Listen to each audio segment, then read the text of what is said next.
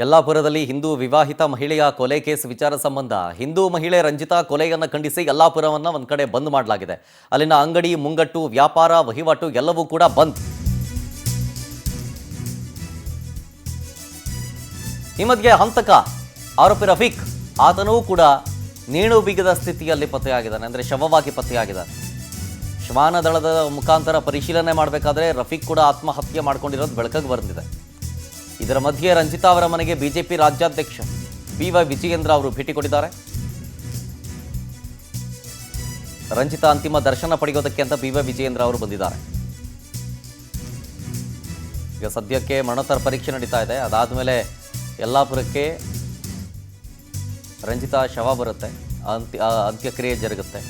So ಅಂತಿಮ ದರ್ಶನ ಪಡೆಯೋದಕ್ಕೆ ಅಂತೇಳಿ BY ವಿಜಯೇಂದ್ರ ಅವರು ಆಗಮಿಸಿದ್ದಾರೆ. ರಂಜಿತಾ ಅವರ ಕುಟುಂಬಸ್ಥರಿಗೆ ಈ ಸಂದರ್ಭದಲ್ಲಿ ಸಾಂತ್ವನವನ್ನು ಹೇಳಿದ್ದಾರೆ.